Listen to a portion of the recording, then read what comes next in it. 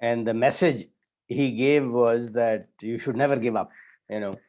So that's the message I would like to give to everybody today as well. You know, if you look at an ant, चींटी उसको कहते हैं, an ant, it's a how small of existence does an ant have, but you'll never see an ant stop. You know, no matter what, the ant keeps moving, and that is what we need to learn from ants. And the opportunities today, we are all talking to each other on Zoom. You know, there was a time when you couldn't see people, you could just hear them over the phone. And so this is how time has evolved. There are no boundaries are just in the head these days. And you can talk to people, you can discuss with people, you can develop, you know, a connection. You can sort of do research remotely. All my research, most of it at least, is on gender and racial disparities, and the data is publicly available. So there is no IRB, there is no institutional sort of boundaries, there is no sort of confidentiality of data. And so a statistician sitting anywhere can do the analysis, and students anywhere in the world can collect and compile the data. And so this is how the world has evolved. The only limitation in life is your own imagination. The more imaginative and more creative you are, the more world will need your product, your brain, your skill. Go ahead, Zishan. We can start with questions, answers, or if you want to go on any special theme, I can, you know, talk about research. I can talk about, Sure. you know, publicly available data as well. Yeah, Faisal bhai, I think it will be really good if you can just share your own life journey a little bit. How did you, got passionate about research? What are the stumbles? What are the blocks? How did you come across? So that I believe that will be a really good experience. And then we'll So, take the answers. Thank you. so I went from Pakistan to Dublin, Ireland, and what I saw was that people in Ireland would do research, and they used it as a stepping stone to get to a consultant position or to a specialist registrar position, which is equivalent of residency in Canada and in US. So that was their aim and their goal. And after that, achieving that goal, they sort of, majority of them, you know, and if you look at professionals, till the time they are striving and they are struggling and they are sort of achieving, they are happy. But once they achieve their goal of getting a board certification and getting a attending position or going into private practice, majority of them are not happy, because they thought that, you know, after doing the board certification, after getting a certain job, after getting a certain position, life should be easy, everything should fall in place. That's not the case. Life will always have different set of challenges at different stages and different age. And so when I moved to Boston, I was at Harvard at Beth Israel, you know, I saw a different frame of mind. You know, people would do research to make the world a better place. People would do research to change, to create change, to be change makers. And those people were not maybe content, but they were sort of happy with their life, and they were happy with their accomplishments, and they continue to grow. So that is where I actually started real research.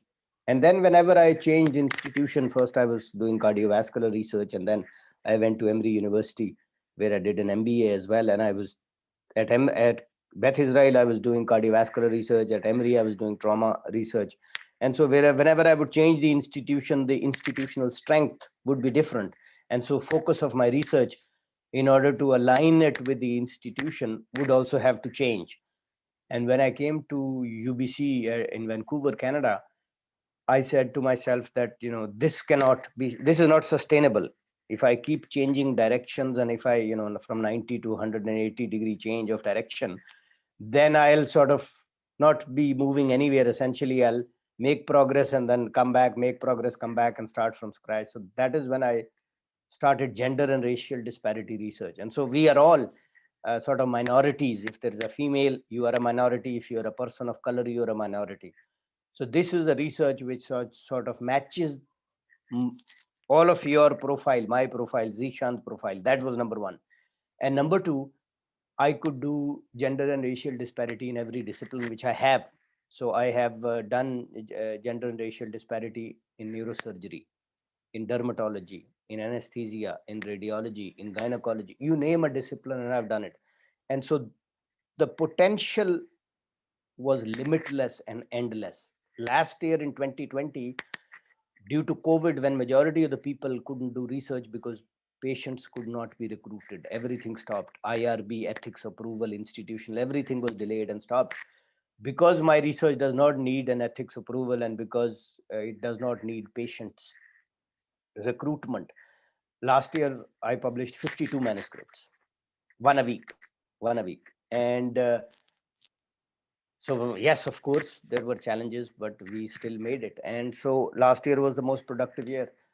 And not only that, but if you look at all the awards that I got, the American College of Radiology Global Humanitarian Award, the Association of Physicians of Pakistani Descent Humanitarian Award, and the Association of Faculties of Medicine May Cohen Equity, Diversity and Gender Award, all of these awards are related to my research, the gender and racial disparity research. So, and I'm able to help all the minorities, all the IMGs, international medical graduates, because they can be in Nepal, they can be in Dhaka, they can be in Delhi, they can be in Islamabad, Lahore, or Karachi, and they can collect data. If they and this is what I tell people, if you leave no stone unturned, my promise is I will reciprocate. I will also leave no stone unturned when it comes to writing a letter of reference for you, when it is time for me calling program directors for you, getting you interviews.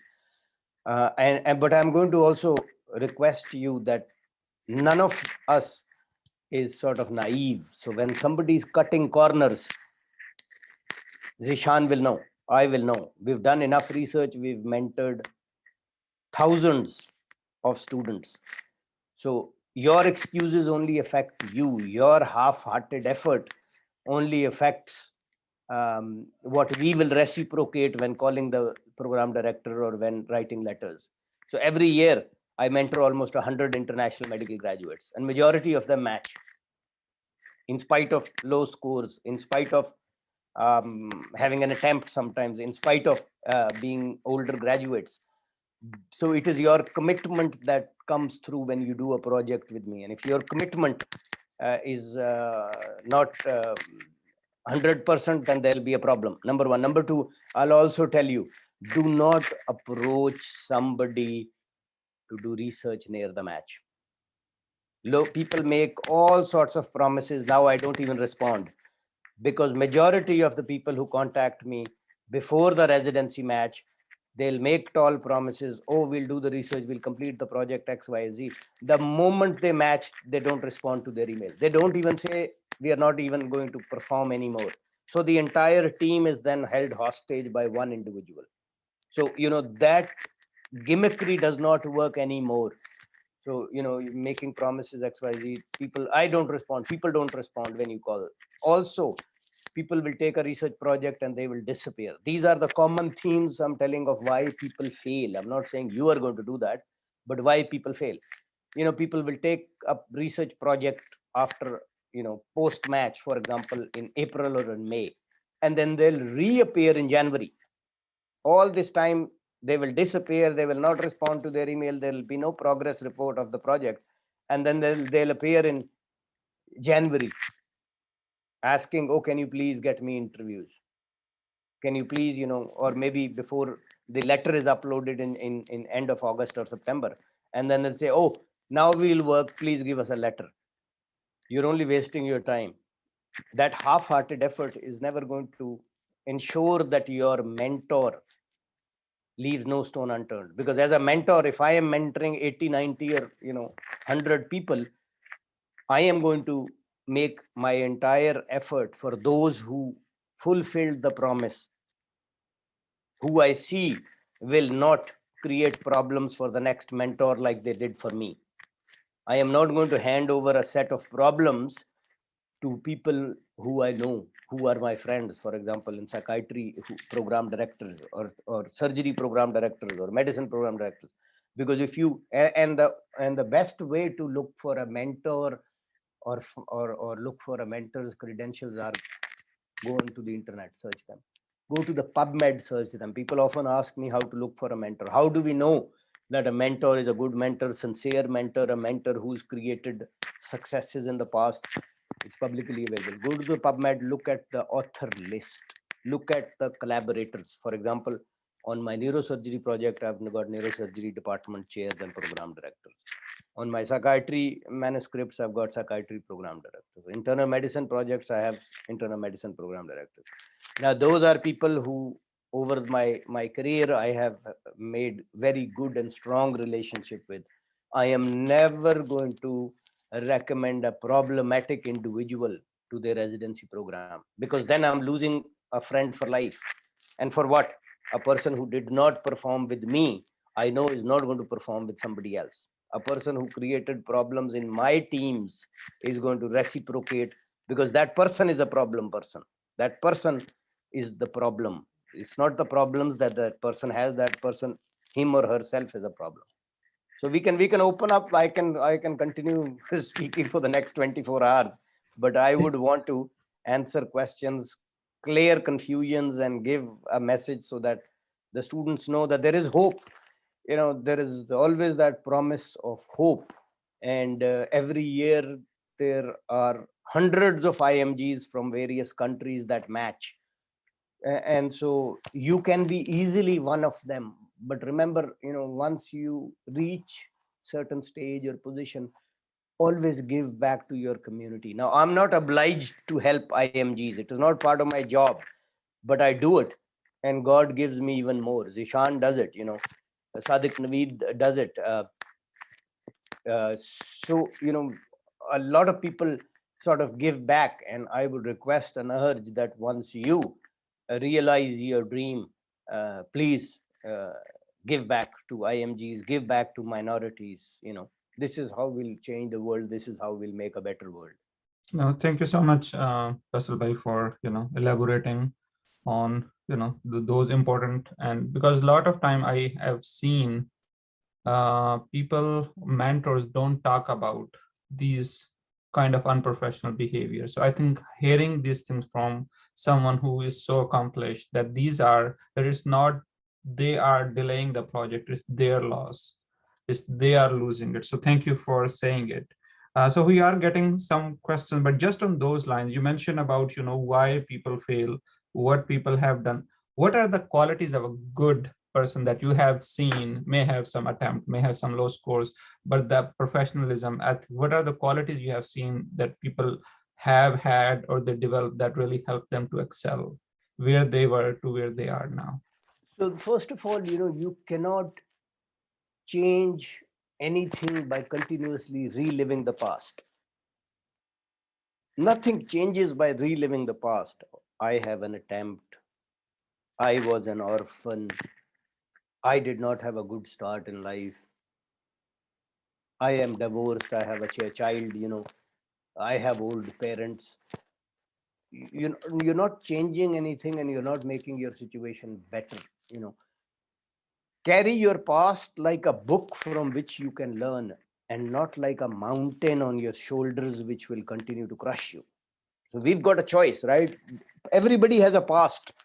You can carry it like a book in front of you from which you learn the lessons and apply it to the future, or you can carry it like a mountain on your shoulders, but it is only going to slow you down, it is only going to crush you. So that is a choice which every individual has. People who are older graduates, people who have attempts, you can make a better future by looking forward. Whatever mistakes you did in the past, try not to repeat them. We all make mistakes, but we all make new mistakes every day, right? We don't continue making the same mistakes. And so, I've had people, I'll give you an example. So there was a son of a cab driver, and I hired him, and he had no research experience at all. So when I hired him, he told me, he said that your secretary, when she left her office, my interview was after lunch. So she went for lunch for 1 hour. I sat there, I went through the CV of everybody that had applied for the job.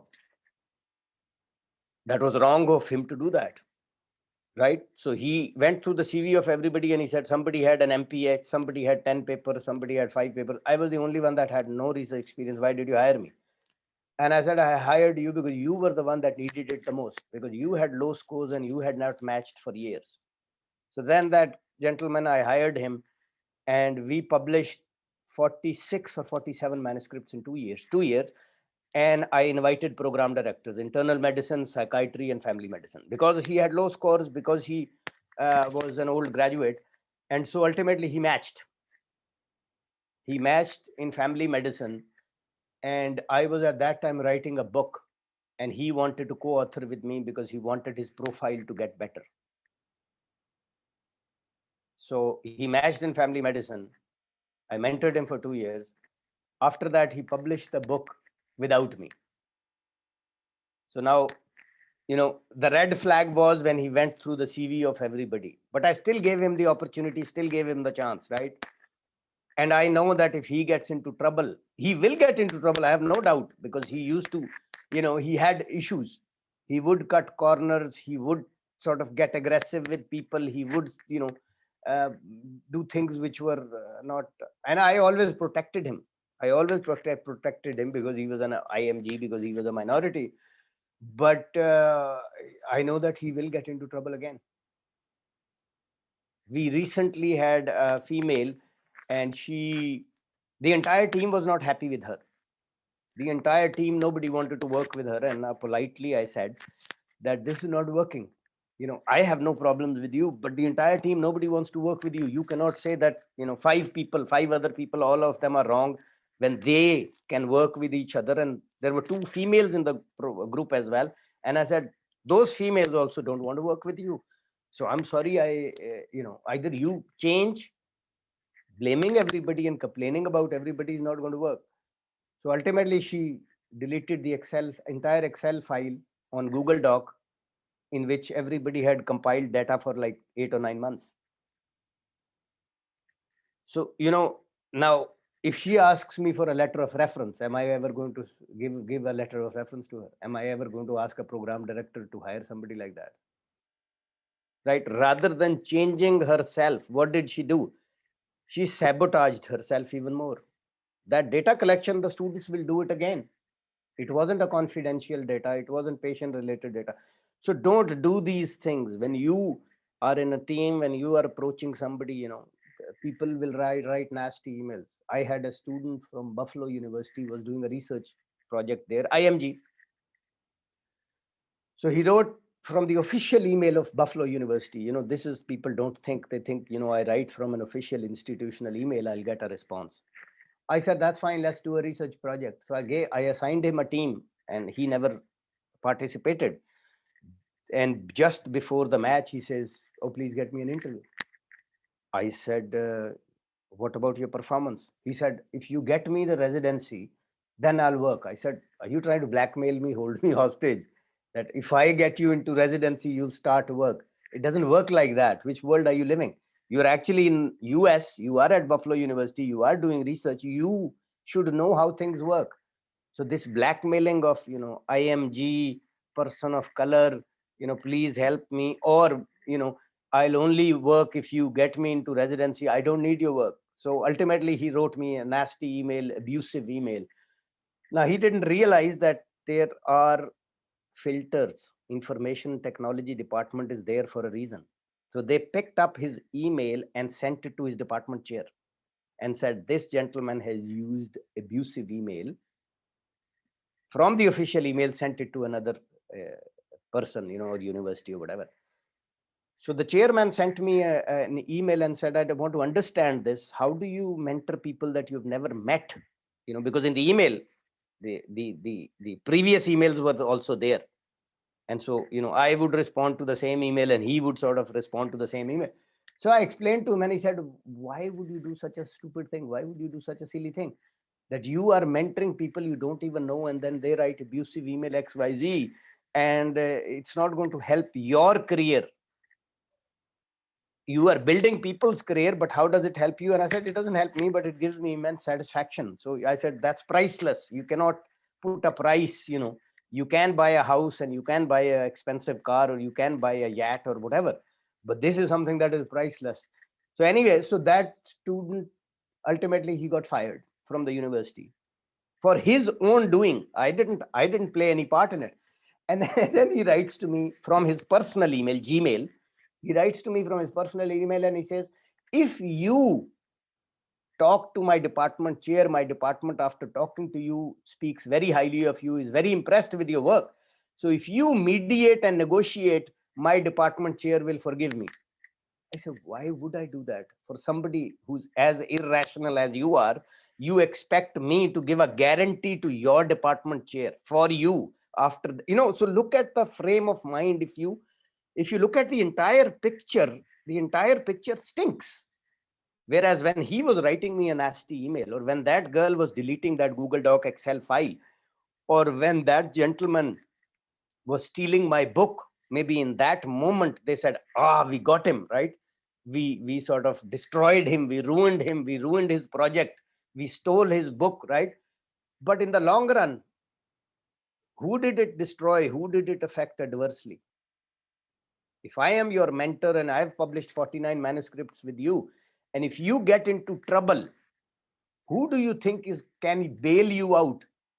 Who do you think can say for you that I am giving a guarantee because I have published 40 plus manuscripts with this person? Yes, this person, did this negligence or did this negligence, but I can give a guarantee for the next job. But people don't think like that. People, people live for instant gratification.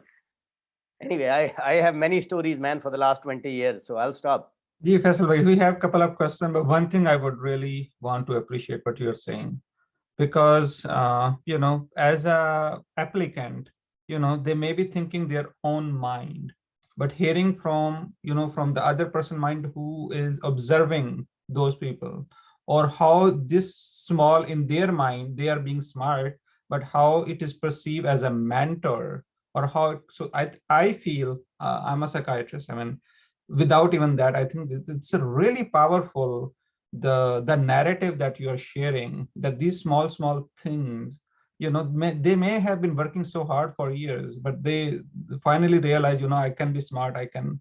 And but how these perceive from a mentor level, and how it can perceive, as you mentioned, that if someone is doing research for so many years, you cannot just think if they are nice or if they are kind, they are dumb people. So thank you for sharing those words. I mean, very out loud. I'm really appreciate it. So I will go over the question that I just want to appreciate. And please, giving these examples, these are very practical examples. And I will really appreciate, because it's good to hear these things, because then we will be mindful. So questions we have. I will also, Yes. Zishan, I'll also like to add, I'll like to add, when I was in Dublin, Ireland, I helped hundreds of IMGs. At Harvard, I did the same. At Emory, I did the same. But whenever an individual cheated, lied, stole, did something like this, that department would never hire a person of that country again.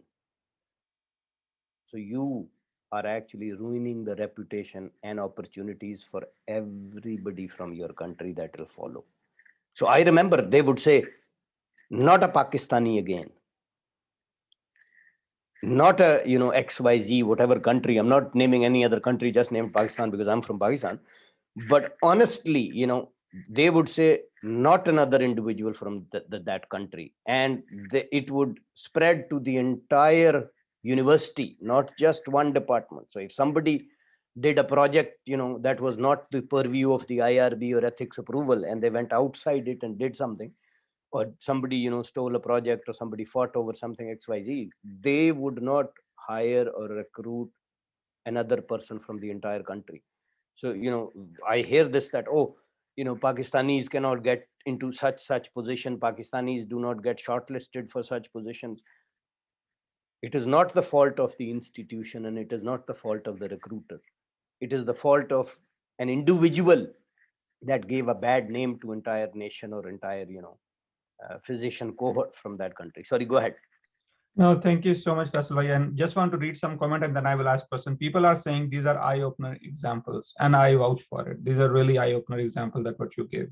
So let me just go over with questions. I will encourage everyone if they can unmute and I would like to ask the questions. But for now, we have two related questions from Abrar, how to start research, and then from Abir, how can get involved in research project. Ji Faisal bhai. Sorry, your voice was not I'm sorry. audible Okay. for a while. So how to start a research and how can get involved in research project? Those are two related questions. So always, I would say, begin with the end in mind. Begin with the end in mind. What is the end goal? Life is like mountain climbing. A mountain climber physically goes forward, but mentally comes backwards. So in the mind of a mountain climber, the entire journey is already has taken place and the mountain climber is at the summit. So, don't just talk about research. If your goal is to get into residency, first of all, you've got to find a mentor who has a track record of helping people, who has a track record of giving authorship, whose PubMed profile shows you that that individual has sufficient track record of publication every year and also has sufficient connections with program directors. So that is where you start, because you don't want to work with somebody who publishes one manuscript every 2 years. Then your project will be published in 2 years, right? That's not productivity. That's number one. Number two, you don't want to publish with somebody who Sadiq knows that we had somebody who would charge $100 per student or $200 per student and had 25 authors on every case report. So don't go for that person. Don't make that person your mentor. So you want to get into residency, start from that, and then align everything to where you are and see. Find a mentor who has a track record. Find a mentor who publishes a lot. Find a mentor who has a lot of connections, and then try and get into a research that does not, if you are an IMG and you are not working at that institution, in that institution, then you should find a project that has publicly available data. It could be a gender racial disparity project. It could be a project from AAMC, American Association of Medical Colleges data. It could be a project on NIH grant funding data. It could be a meta-analysis. It could be a systematic review. But don't do things just for the sake of doing them. If you are going to do a systematic review or meta-analysis, it's a lot of work. Make sure that you conduct that systematic review or meta-analysis in something that you can talk about in your interview. So again, always keep residency in mind. I'll give you an example. I get a lot of IMGs here in Canada, and the good thing about Canada is I can get all their entrance exams exempted. So MCCQE, MCCEE exams, I get them exempted, and they only have to do the English language exam, TOEFL or IELTS, and they can get a limited educational license. So I can train them in radiology for 3 years. So we had a girl from Pakistan, and she actually now both are assistant professors on educational license. So one was from Egypt and one was from Pakistan. And now both are in University of Toronto. So they did gender and racial disparity research with me. So they go into the interview for assistant professor, and their entire interview is based on gender and racial disparity research. No other questions was asked. They were not even asked, when do you plan to do the exams? The MCCEE, MCCQE, they were on an educational. So the University of Toronto radiology head tells them both. He says, you both are females. If you just continue with this research, you'll never have to do the entrance exams.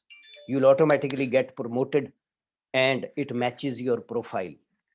You are both females, you are both of color, and you both are Muslims. So you have 3 minority statuses.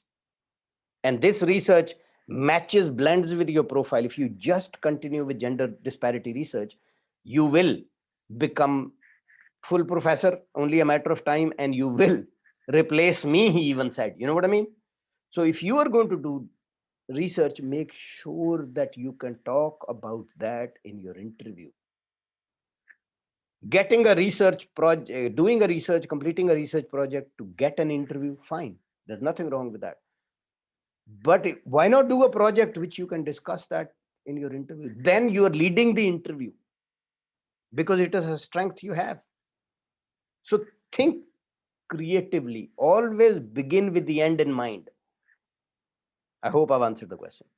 Yes, thank you, Faisal bhai. So next question we have from Sundas, and then followed by Sana. So Sundas, will you like to unmute and ask the question about the hot topics?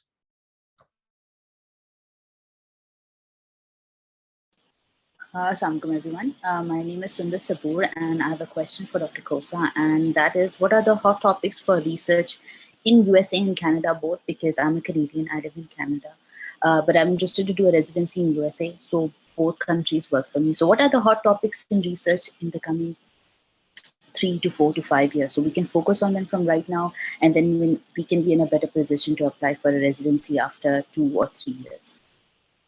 Thank you. Thank you so much. So, you know, I am a radiologist, so every few years there are new scanners. So research of the previous scanners, nobody even touches, discusses, right? So we used to have a lot of research.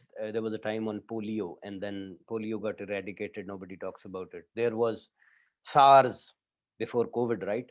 And nobody even talks about SARS. So when COVID is history, nobody will talk about that. So you've got to find a topic that is evergreen, like gender and racial disparity. There always has been, and there always will be. You know, people tell me these things take time, and I ask them, I said, recorded history of the world is 6,000 years. How long should we wait? How long are we going to wait, right? So if you want a topic that will be evergreen, then gender and racial disparity will, there never will be parity. That's number one, unfortunately. Number two, being a person of color, being a female, this absolutely matches your profile. So, you know, you can do research on a medication, you can do research on a technology, you can do research on a disease, but it's only a matter of time. There'll be a new medicine, there'll be a new technology, you know, and so your research will not be quoted, not be cited. But if you do research on a project which is evergreen, your work will always be pivotal, always be important, always be cited, always be quoted, and always be discussed about. Thank you, Faisal. Sana? Thank you. Thank you for your presentation. Thank you, Dr. Khosa. So my question is, when you apply for residency, does it matter that a person, someone who has all meta-analysis, systematic reviews versus someone who has most of his or her publications that are just reviews or letters or case reports? How much does it matter for the program? So Sana, if you were the program director and you had somebody, you had 3 candidates. One had just meta-analysis. One had patient research in that discipline, for example, psychiatry, right? And the third one was a female minority and had gender and racial disparity research. How would you rank the 3?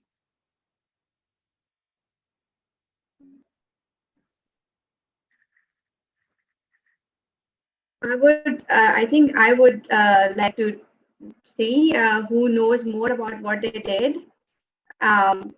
So maybe that's something that's how I will rank them.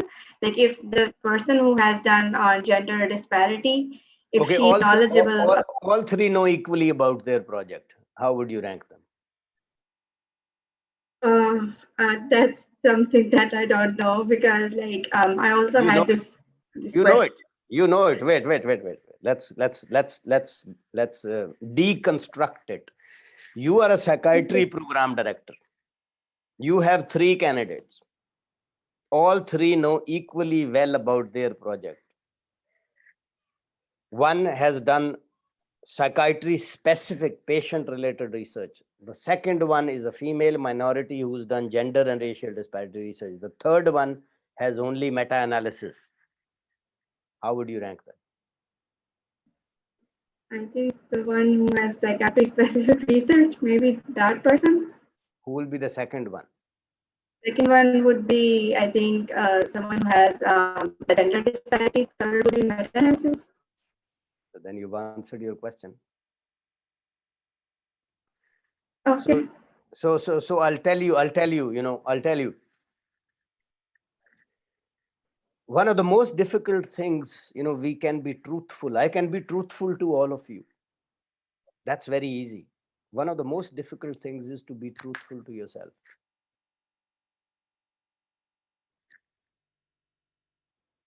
If you can do that, life is easy.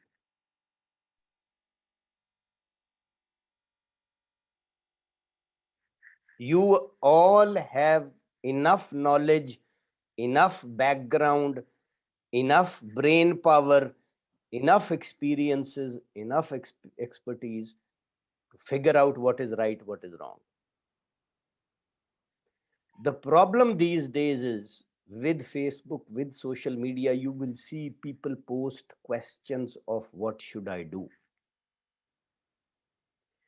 And majority of the people who are giving answers or giving advice or responding to that are people who are inexperienced. So by posting that question, you have not reduced your confusion. You have compounded or multiplied your confusion. So when you seek advice, make sure you know the person you are getting advice from. I personally know a person who did USMLE, who did MCCEE, MCCQE, who also did PLAP. So he did the entrance exams of UK, US, Canada, never matched into residency. And that gentleman used to give advice and respond to everybody's questions. And the reason I knew that person was because he would every 3, 4, 5 months send me his CV and ask me to help him get into residency. So I had seen his name and he had a unique name. And I had seen his CV so many times that I remembered him. So he would give detailed advice to everybody. And one day I was giving advice on Canada. So he sort of started interjecting and repeatedly giving wrong advice. So I just asked him a question. I said, I posted my university profile and I said, this is the basis of which I give advice, because I have practiced in Europe, I have practiced in US, I've practiced in Canada. So I have personally gone through all the steps for these 3 countries. I said, can you please tell me what is the basis of you giving the advice and contradicting my advice? So instead of his own profile, he started posting profile of other people that he knew in Canada, in US, in Europe. I said, I'm asking about your profile because you are giving advice and contradicting my advice.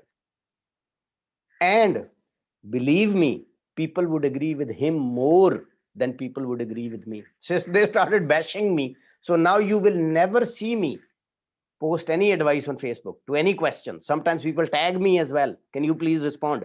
I don't, because I don't want to be insulted or bashed unnecessarily. And all you have to do is just go and Google that person's name and you'll know that person's profile. But because we want to hear what, we want to confirm our biases, we want to hear what we like rather than what will help us, we start following such people's advice who have no experience, no expertise. They may be very good at heart, they may have good intentions, but remember, the road to hell is also paved with good intentions. I hope I've answered the question. Wow. Amazing. Thank you.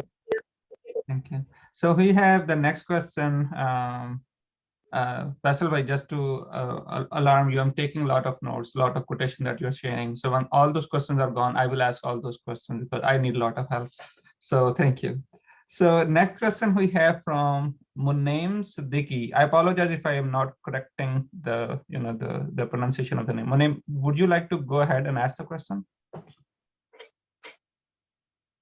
Hi, sir. I'm basically a novice in research. As you know, there are not a lot of teaching facilities there about research in particular. So I was really interested about the idea of meta-analysis and systematic reviews in general, and uh, like I've learned it sort of the basics, the overview of how to conduct a meta-analysis or systematic review from YouTube tutorials and stuff. But the problem is, like, when I actually start to think of topics and like when it gets into practice, it's never enough. Like sometimes I have problems with the rationale, sometimes I get hiccups in the process, and Prisma and Amstar are guidelines that do not really explain the process in detail. So what is there any book or any course that you would recommend that I should follow, or a mentor preferably? So I can guarantee you that I can get answers out of each one of you for all the questions that you're asking. I can guarantee you, if I was one-to-one, I don't want in front of everybody, but I can promise you that every person that has asked me a question up till now, I can make them answer their own question. So when you talk about meta-analysis, Warren Buffett, the second richest man in the world, was asked that before he started getting into stocks, and it was considered gambling. So nobody ever wins in gambling. So he was asked, how did he convert what was considered gambling into a science, which is now number one investing in the world? And he famously said, be greedy when people are careful, and be careful when people are greedy. So now that everybody is trying to do meta-analysis and everybody's CV is full of meta-analysis and systematic reviews, I, as a program director, when I get 10 people with meta-analysis and systematic reviews, and I get 2 people whose research is different, it could be gender racial disparity or it could be patient-centered research, who am I going to prefer?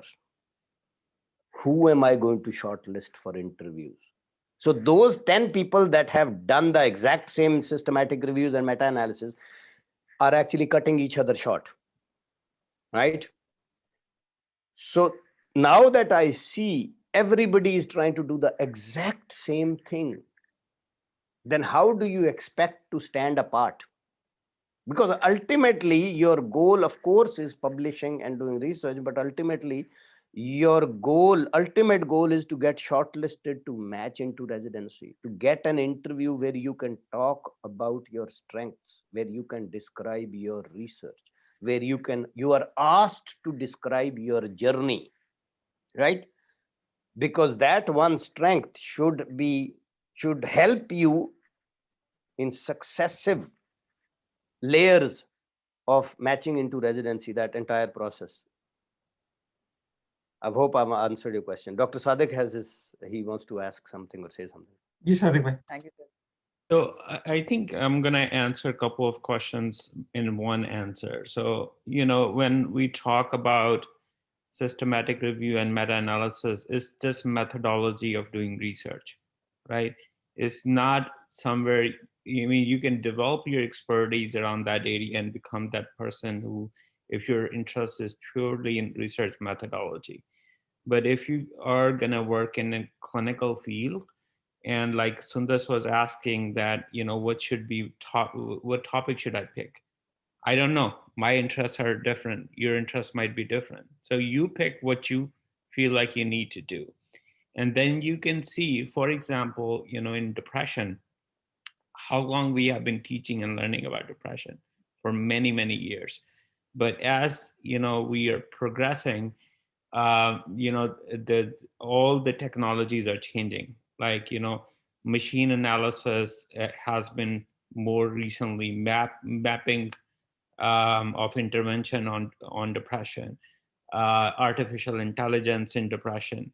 So you can change your methodology. You can also pick a topic like Faisal Bhai was mentioning on disparities. You can also mention on some social aspect and kind of build your work on that. So yeah, I also think the focus should not be the residency. You gonna get residency, you guys gonna get publications eventually. Purpose should be to advance your knowledge and advance the knowledge of the community that you are working in. So if you have that goal, you can kind of try to continue to refine your knowledge and the existing knowledge in the field around that topic. So pick a topic that resonates with you. It can be anything. It can be more than 2 to 3 interests that you want to be interested in. As far as specific, Monem, if I'm pronouncing your name right, as far as specific, about methodology, about systematic review and, meta-analysis, every step that you're going to do is, you're going to have barriers, right? So first you need to know about your topic, and and that's where mentors can help you, people who have an area of interest in the field. And as you will sophisticate your work, your mentors may gonna be elevated, in the field. So you can reach out to them about, okay, this is something I want to do, and is that, what do you think? And they can provide you a little bit more feedback on that topic. Then you can deconstruct the whole systematic review. Okay, you're gonna do a protocol registration. How does that happen? How do you develop a research question? How do you set up your screening strategy, data extraction, and then and it goes on. So as a mentor, if you're working with someone, if you I'm not going to do that work for you, but I can provide you a little bit guidance, and that's where you can reach out. There are certain resources that you can use. Cochrane has modules for systematic review and meta-analysis. For lower middle income countries, they are free. For people who are living in the United States, and you have to pay a cost for them. There is a York handbook, YORK, handbook of systematic review and meta-analysis that you can do. But there are a lot of YouTube videos that you can watch. People want cooked up food. And like Faisal Bhai was mentioning, that you are the answer for your question. So it's all about, exploring a little bit more. Okay, what I'm doing is, how can I learn a little bit more about the topic? So purpose should not be only to get that task done. Purpose should be, okay, how can I master my knowledge around that topic? So I don't know if it answered your question, but there are a lot of resources for systematic review and meta-analysis. But if people want to take course first and then they want to do it, so that brings in a lot of fatigue, because by the time you're done with the course, you're already given up your own energy. So try to start with the topic, involve mentorship and the mentors in the process, and they can guide you. And like Faisal Bhai mentioned, you want to reach out to someone who has done this frequently, who knows A to Z, who knows that what stumbles or roadblocks you're going to have, how to get over them. And you don't want to reach out to people, who, how should I say, people who don't have the enough knowledge, and they are just on outside of the boundaries, and they don't have much knowledge. I will answer some of the resources in the chat too. Thank you so much, Aditi. So let me see. There was one question, I think, directly, that how to contact you. I think that was referring to you, Kosa Bhai, that how to contact, I think from Abrar, I believe, that how to contact. That was very easy. I can make you answer. I can make all of you answer this exact question. You will give the perfect answer. I get almost 100 emails a day. So all of them are asking me to become their mentor, right? Now, when I get the exact same email, what am I going to do? The email has to be different. The communication has to be different, right? You have to bring something to the table. If everybody is just asking, I also have a limited amount to give, right? Limited amount of time, limited amount of resources, limited, effort, limited energy, correct? So if somebody brings something to the table, then I'll say, okay, this person is not just taker, this person is bringing something as well, right? So when people write to me, they say, yes, you've done gender and racial disparity research in XYZ, whatever, neurosurgery or dermatology or gynecology or psychiatry, and that sort of matches our interest, right? But how do you prove your interest in that? You've got to prove it, right? You saw my internet or my publication profile, so that was proof, correct? You saw all the proof, you checked all the boxes. Okay, this is a good mentor, this is a track record, this is connection, this person published 50 manuscripts in 2020, right? So all the criteria that you had in your mind is fulfilled, and that's for your writing to me, right? But you also have to think that I am as much of a human being as you are. So if you had to check boxes before writing an email to me, there are certain boxes I'll also need to check before I respond to you, correct? So exactly when you are writing to a mentor, think like a mentor. When you're writing to a program director, think like a program director. That is when you'll get a favorable response. It's very, very straightforward and simple. I write to people, right? When I write to them, I'll give you an example. So we were doing a project in which I was going to invite a plastic surgeon, a female of color. So I wrote to her and I said, this is my PubMed profile. This is my cell phone. I have noticed that you are interested in gender and race. You are a female of color. The research that I'm conducting, current project in plastic surgery, matches your discipline of interest and your personal profile. Please give me a call if you have any questions before you commit. So I am at the soccer field with my son and I get a text message, is this the right time to call? And I responded and I said, are you this person? She says, yes. I said, please call. So she calls me and she says, why did you contact me? I said, are you a female? She says, yes. Are you a person of color? Yes. Did you deliver this grand round at your university on gender and racial disparity in plastic surgery? She said, yes. She said, oh my God, how much time did you spend searching me and looking at my profile and details XYZ? I said, I did nothing. I just asked my student who wants to match into plastic surgery to find me somebody like you. She said, oh my God, I love that student. How thorough is that student? Please connect me with that student, right? So from going to skeptical about why somebody is offering me an authorship and a research project XYZ, is this person for real?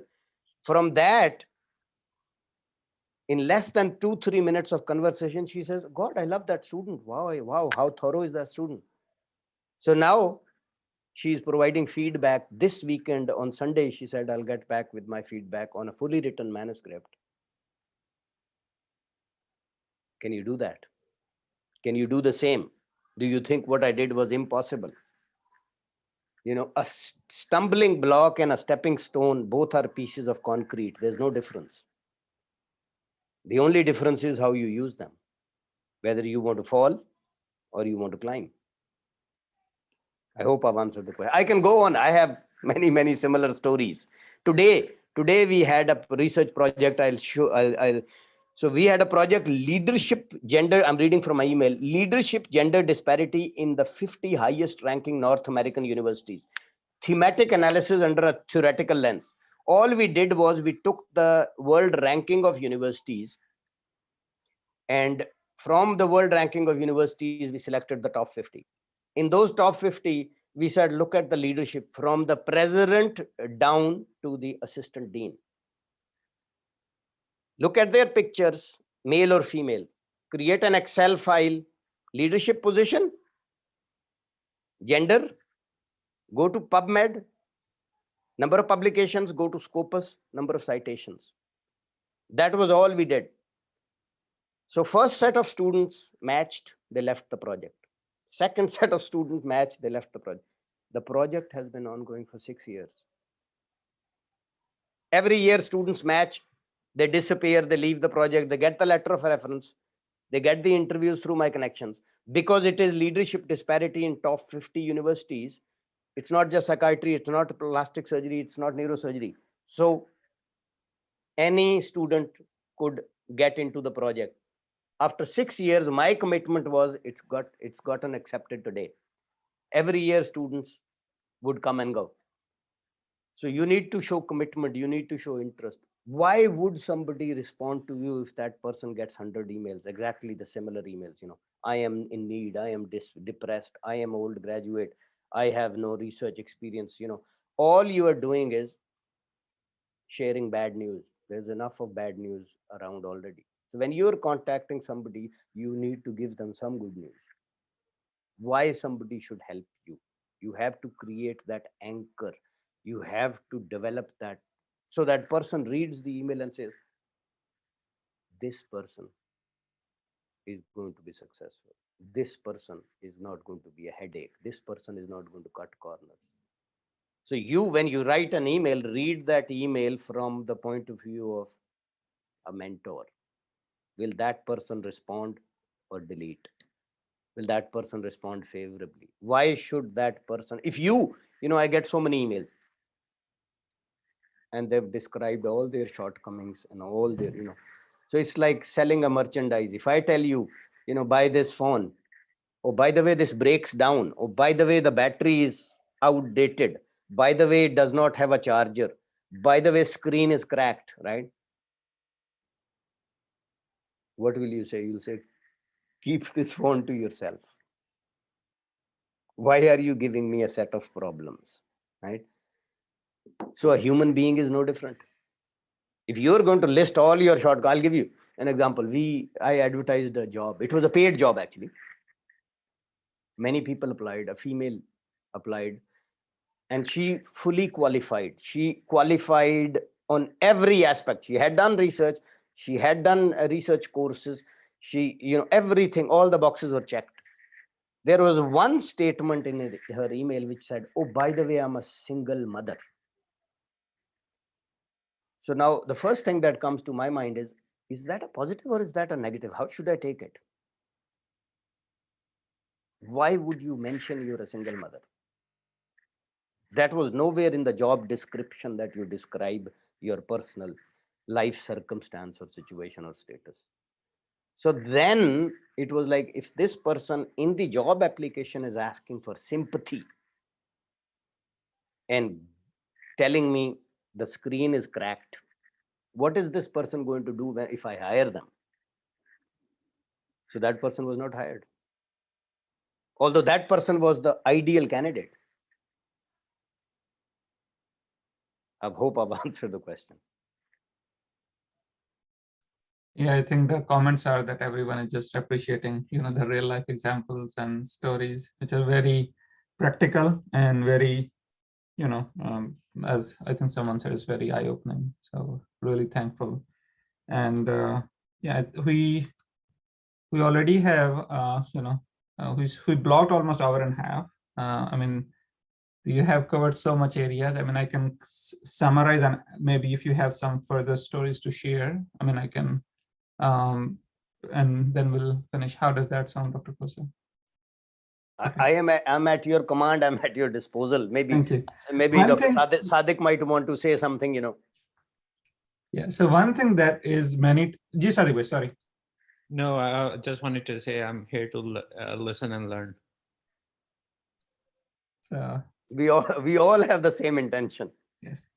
So one thing that, you know, working with IMG is, you know, that we want to repeat the same mistake, but want to get a different result. So that's common theme, especially I have seen, especially in research, and you have mentioned many times, the story is the one common theme that I got. Any further suggestions, thoughts, stories that you would like to share? Thank you. So there is limitless potential. The only limitation in your life, my life, is our own imagination. I never in my wildest dreams thought I could publish 52 manuscripts in a year.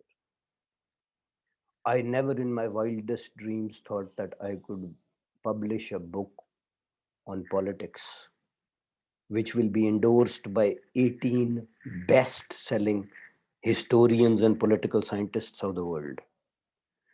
But at the same time, I never thought in my wildest dreams that I couldn't do it. Right? So when I started on the book on politics, everybody said, don't waste your time. Are you insane? And I just, maybe it was stubbornness, maybe it was persistence. But every time I fell down, every time I had a difficulty, I tried to do things differently. People are fixated in their goal, which is fine, very good. But people are fixated in their approach as well. You have to be fixated in your goal, but flexible in your approach. And the reason I'm talking not about medicine is because I'm talking about other things as well, from Warren Buffett to everybody else, to ant analogies, because everybody tries to master a discipline. For example, radiology for me, psychiatry for you. But success is also a discipline. If you master the discipline of success, you can apply it to everything in your life. Then you can write a best-selling book on politics and publish 52 manuscripts at the same time. Then you can get awards on humanitarian and philanthropic endeavors and awards on gender and racial disparity as well at the same time. So try and master success instead of mastering a discipline, because success is as much as a discipline. I wrote to Palgrave Macmillan and I said, this is my book. The editor writes back to me and says, the material is decent, but it will not sell. I was like, if the material is decent, why won't it sell? He says, because you are not a politician. You are a radiologist. Most historians don't even know what a radiologist is. So why would somebody endorse your book and why would somebody read your book? You're not a politician. You've never been a prime minister. You've never held a political position. And you're writing a political biography about 3 people. And I said, oh, yes, that makes sense. So then what did I do? Rather than writing to Bloomsbury first, I wrote to all the best-selling authors. And I said, this is my material. This is the response from Palgrave Macmillan. They said the material is decent. I didn't say, they told me, you are not a politician, you are not a leader, you are not this, you are not that. I said, they wrote the material is decent. Would you be able to read it? And if you like it, give me an endorsement. So it started with the first person, Brooke Allen, who had written Favored Daughter of Benazir, best-selling book. She said, material is more than decent. This is high drama. I will endorse it. So she endorses it. I take her endorsement and I send it to the next person and the next person and the next person. And so ultimately I had 18 endorsements and I wrote to Bloomsbury.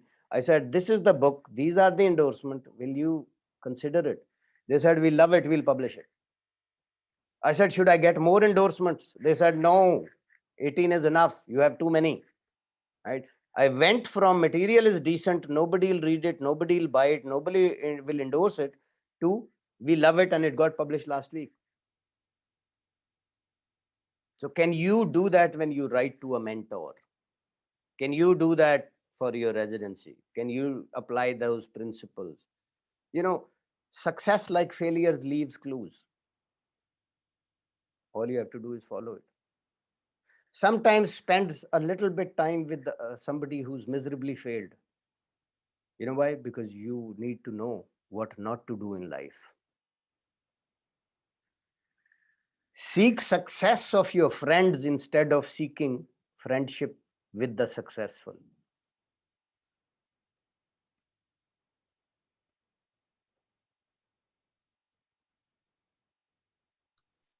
Wow. If you've matched, because your friends that you've spent time with, if they are successful, they'll bring you up. What do? We find a celebrity at Dubai airport and we are taking selfies with them and displaying, it on our Facebook. It's a big achievement, right? Will that celebrity display your picture on their Facebook?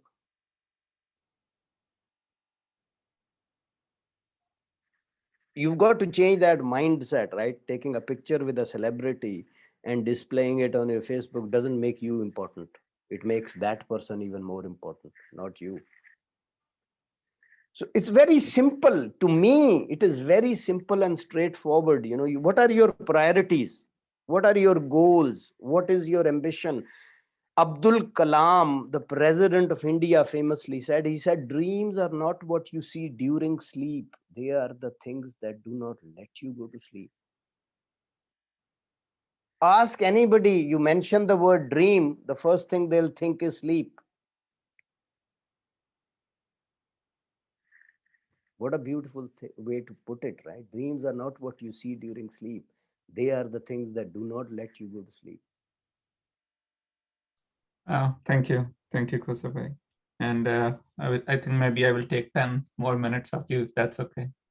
Oh, I'm here, man. I'm here. Okay, thank you. The other thing you mentioned about begin with the end in mind. So that's another, I think a lot of, especially IMGs, because, it's hard for them to see the end when they are in a new culture, when this is something they have never heard in their medical school, but don't know there. So how would you say, any example, how they can see that end?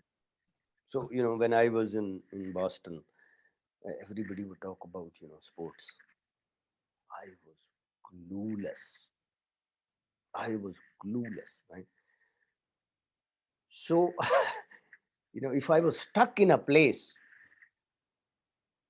where I couldn't leave because somebody had driven me to a place, to a discussion or to a game, watch a game or whatever, rather than sitting quietly and rolling my eyes and appearing to be bored, I would start asking stupid, silly questions.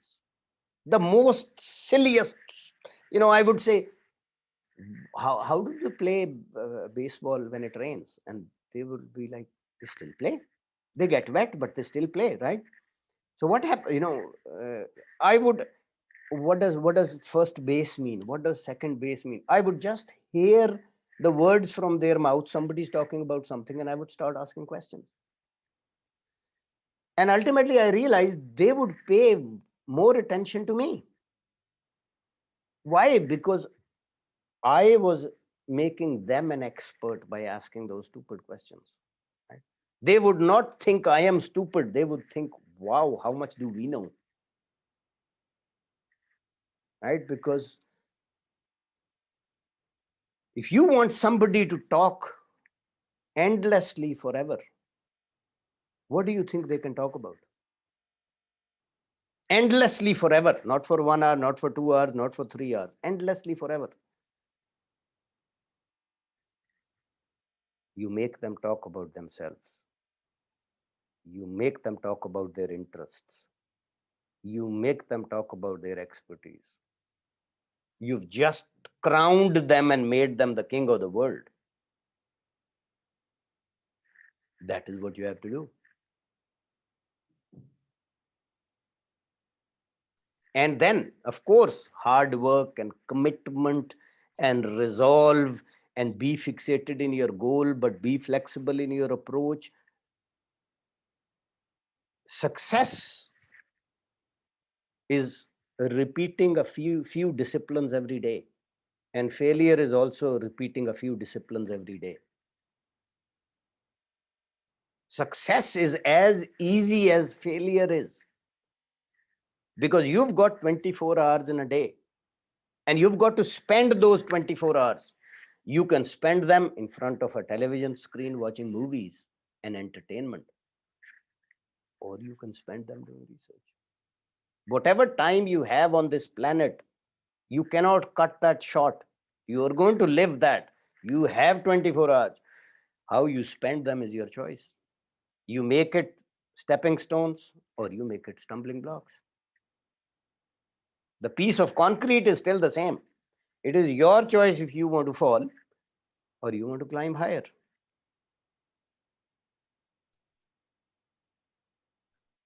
You know, Lao Tzu from China, famous philosopher, said, when the student is ready, the teacher will appear. So people often ask me, how do we find a mentor? How do we get a mentor? How do we get you to mentor us? When the student is ready, the teacher will appear. If I mentor 100 students every year, what is different between those 100 and you? That is something for you to find out. Shashi Singh has his hands up. Thank you, sir. First of all, I would like to thank Dr. Jisan for conducting all these webinars. I'm an international medical graduate from Nepal, and I've been closely following these webinars since the first webinar, and it is very useful. I think it is one of the different I found anything anywhere. So thanks for all this. And Dr. Faisal Khosa, sir, I have two questions with you actually. So the first one is the research you are doing about the disparity related to the gender and race. So basically, presently we are in Nepal. So basically, we are very few members who are in the this Zoom session. So basically, we are planning, can we do similar research from here in Nepal? So this is the first question. And if we can collaborate in some way, and if you can proceed like that. And another question is, basically I'm aiming for radiology residency in the US, and it has been since 9 months. I was ECFMC certified, and due to the visa issues and all the travel bans, I've been unable to do observership and unable to find a research position. And I think a lot of people are in the same boat at this stage. So basically, what do you suggest regarding finding a research position in radiology in the present COVID situation? Thank you. So first of all, the position that you are in, everybody is in the same position. That's number one. Travel restriction, travel ban, it is for everybody, number one. Number two, you talked about research. As I said, my research is from publicly available data. I am mentoring students from India, Pakistan, Bangladesh, Sri Lanka, all over the world. Anybody sitting anywhere can collect data. But before I sort of, as I gave the example that the girl deleted the entire Excel file because it was on Google Doc. If multiple students are working on a project, it will be a central sort of Google Doc Excel file type of document, right? So before I'll give access to somebody to that file, I have to know that that person will not sabotage. And so before I get somebody involved in research, I have to see some track record of that person's performance, or I have to have some, I get CVs and it says references available on request. Now, first of all, you are requesting an opportunity from that person, whether that is job or research opportunity. You are requesting an opportunity from that person, and you are also requesting that person to request you for references. Does that make any sense? It doesn't make any sense to me that you are requesting me to get you into research, and then you want me to request you to provide names and contact details of your references. So when you send somebody your CV, make sure, and this is what I do, I'll ask my secretary and assistant to check with the references. So if there is, professor such and such of this university and their email is there, I will actually ask my assistant to email those referees about that person before I get them and mentor them remotely. So all my research, all students are doing sitting anywhere in the world. There's no ethics, there's no institutional, and you can check out my research. It's publicly available. Some publications are open access. You can look at the methodology even of what students collect, how they collect it. It's all publicly available. But when you send somebody a CV, it has to mention your referees. It has to mention their contact details. And please be sensible. Please be sensible. Don't make your father your referee. Don't make your mother your referee. And the reason I say that is people have done that. People have done that with me. Last name is the same. All right. Some people send me their publications, and the entire family is the author. The last names are the same. Some people send me their case reports. On a case report, there are 23 authors. So all those things will not make me give you a response. No response, not favorable, not negative, because I'm not going to tell you, you are somebody who's a medical graduate, grown up. I'm not going to tell you what is not expected of you. It is not expected of you that your referees are not mentioned, their email is not mentioned. It is not expected of you to have a case report with 22 authors. I actually said no to a manuscript. So I had worked on a COVID related manuscript, and I extensively edited it, extensive editing of the manuscript. So then the student submits it to a journal, and it has, no, they sent me the final version. They sent me the final version, and it had 18, it was a review paper, it had 18 authors. I politely said, the journal is never going to accept this. No reputable journal will accept this. And in a review paper, why do we have 18? It's not genuine multi-institutional scientific research. Yes, you can have 18, but then you have to have at least 10 different institutions that collaborated on it has to be a society guideline paper or a major patient-based. No, she did not listen. She submitted it. Now the journal sends it to me and says, please confirm you are a co-author. I wrote back to that girl and I said, I am sorry, but I thought I said we cannot have 18 on a review paper. What did I do? I recused myself from the paper and I said, I am sorry, but I am not going to be an author on this. So now what did they do? They wanted a mentor with connections. They wanted to get a publication. They wanted help at the time of interview. All of that I had agreed to do. Now they lost a mentor. I will not help them. I will not be their mentor. They will not be able to use my connections. For what? For having 18 friends on a paper. I had a person who said, this female helped me. Can I have her as a co-author?